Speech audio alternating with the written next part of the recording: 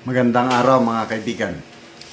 Bigyan natin ng opinion reaction itong mga pahayag ni DOJ Secretary Boying Rimulya.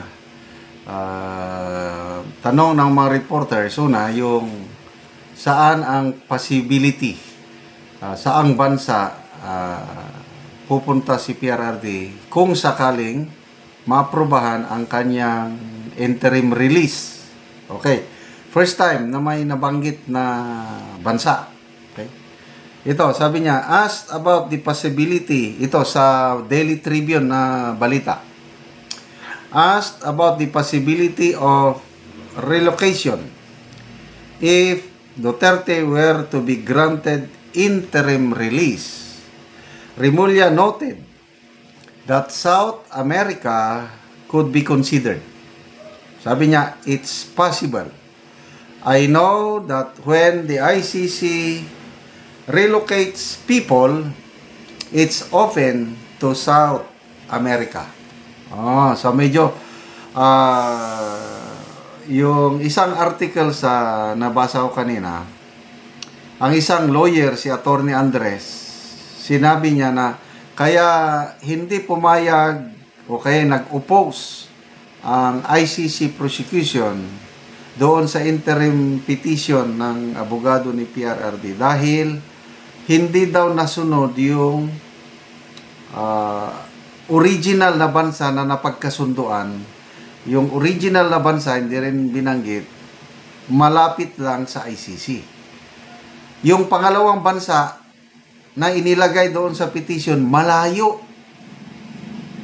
So kung South America ang posibilidad, malayo nga sa malayo sa Netherlands, kaya yon nag-oppose ang prosecution dahil hindi nasunod yung pinagkasundo ang bansa na doon lang siya pupunta.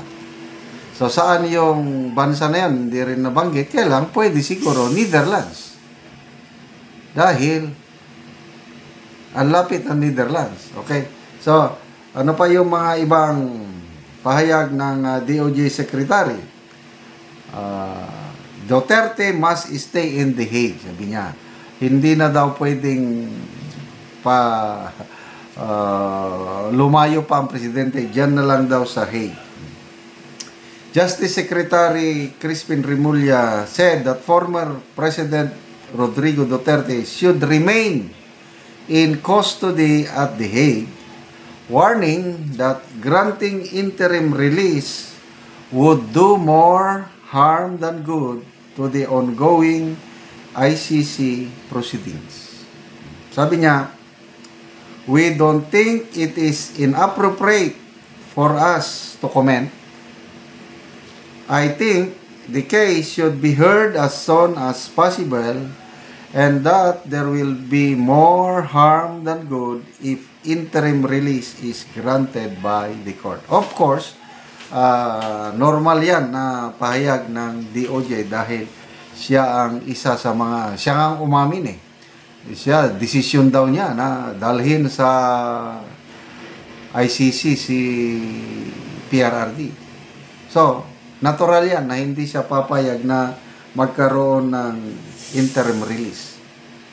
He emphasized the difficulty of securing Duterte appearance before the ICC and warned that regaining custody should he be released would not be easy. So sabi niya, the court itself knows it took a lot to be able to bring him before The Hague. It's better that he be present during the proceedings. Addressing concerns about Duterte's health, kasi matanda na human consideration yung rason ng depensa bakit kailangang interim release dahil 80 years old na, may karamdaman. Sabi ni Rimulya, there is no need to move him elsewhere for treatment, asserting that the best medical care is already available in the Netherlands. Moving him might even cause a few more adjustments that may not be good for him. Rimulya also responded to the defense team argument that Duterte would not commit further crimes if granted temporary release. Sabi niya, it might be a minimal thing that they use the words, will not continue to commit crimes. But let's focus on the hearing of the cases so that families of those who suffered during the drug war can find some form of closure. Okay, inamin din ni Secretary Boying na ang ICC humihingi ng tulong sa Philippine government pagdating sa witness, pag-secure ng mga witness. Kasi nga, mga pobre daw ang karamihang mga testigo, witnesses. Kaya, nag-commit ang Philippine government na tulungan, siguro, logistic, pag-transport ba or ano, hindi masyadong detalyadang sinabi niya. Basta pumayag ang Philippine government na makipagtulungan sa ICC sa pag-transport ng mga witnesses. Anyway, South America, malayo nga, but kahit saan, ang akin lang, basta makalabas lang siya. Dahil nagbibigay yon sa kanya ng malaking stress. Yung, bakit after all those years na nag-serve ka sa bayan mo, the best president so far, para sa akin I don't know sa iba, the best president, tapos ikulong pa. Napakasakit. Kaya pumapayat na, nangangayayat na siya ngayon dahil masyadong malamig sa Netherlands, pagkain, hindi niya gusto yung luto, mabuti lang daw at mayroon siyang rice, kailangan ang ulam, ibang pagkaluto. Ako nga, pagbakasyon ko sa US, talagang hindi ko ganahan yung mga lutong style Amerikano ba, naghanap pa rin ako ng Filipino food. Eto, hindi man siya pwedeng makapagluto, walang ganang kumain. Kaya yun, pumapayat. Tapos, kaiisip pa, kalungkutan, nag-iisa lang siya doon. Ang hirap, kalagayan ng ating Tatay Digong. Kaya, ipagpatuloy po natin ang pagdarasal sa kanyang kalusugan na sana malampasan niya itong pagsubok na ito sa kanyang buhay. At, yun na nga, mapagbigyan ng ICC chamber na mapalaya siya sa lalong madaling panahon. Salamat mga kaibigan sa inyong pagsubaybay sa ating channel. Nakakatulong kayo ng malaki sa tribong Talandig ng Bukidnon dahil ang sweldo natin sa channel na ito is pantulong natin sa tribo. Namimigay tayo ngayon ng libreng yero at pako para makapagpatayo itong tribong ito ng mas maayos na tahanan. Panoorin nyo ang video na ito. Karon mo na ni siya yero ipangatag sa mga tao. Opat dito ito. Oh, dawan. Ito. Ay, mga kuwan sino kayo?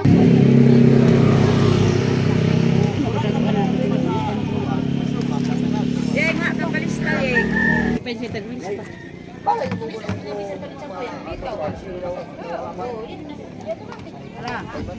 Kita na si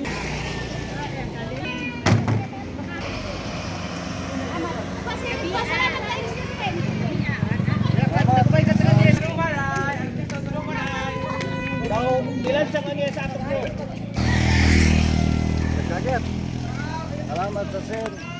Salamat sa naghatag. Salamat sa Sen.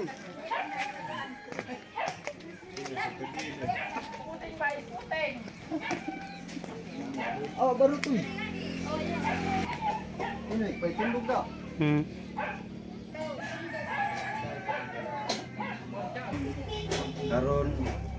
Karon niya ako nagpuyo sa palagsa akong mama. Siya ang natagan ng sin.